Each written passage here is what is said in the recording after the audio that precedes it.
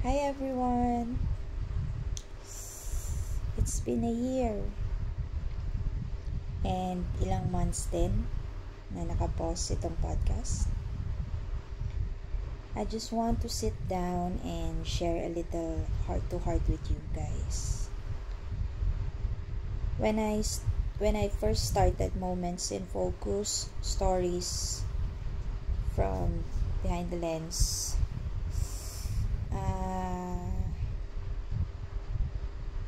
it was meant to be a podcast for photographers, sharing stories behind the lens, connecting over our love for creativity, and I've loved everything about it, and I hate some part of it. Pero itatakal ko yun sa next video. But life shifts. Right now, I'm in a different season. Tayong mga photographers, may iba-iba tayong season eh. So, I am more focusing on growing my studio, Baby Kingdom Studio, and also more importantly, preparing myself physically, mentally, and emotionally to hopefully grow a baby inside me. Because we're trying to conceive. So, ayun. Ganun yung nangyari kaya naka-pause siya ng ilang months. And I don't know what to do about this channel. And ayoko naman siya i-delete. So, this podcast is taking a new shape. It is still about stories, still about creativity, but now with more on personal lens or personal path. I'll be talking about motherhood, my health, running a creative business from home, and all the beautiful and messy part of it. Kasi nga, ayok pa namang banggitin, pero I'm trying to have a second branch sa ibang lugar. So,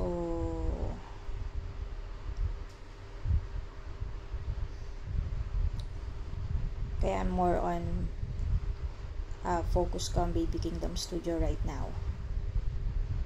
Back end ako ulit. Kasi madami ako inaasikaso.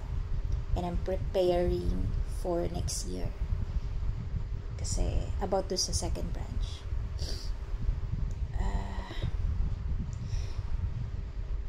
Ayun lang. If you're a fellow creative or a mother or just someone who likes real, meaningful conversation about creativity, I'd love for you to stay. If you came here just for photography tips, I totally understand if you take a pause. And that's okay. Marami namang podcast dyan for photographers audience. You can still catch my client-focused work dun sa isa kong channel. Yung mga behind the scenes sa Baby Kingdom Studio.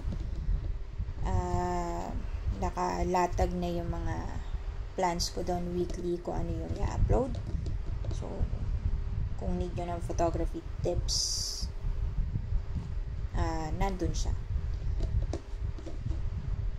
But if you want to have a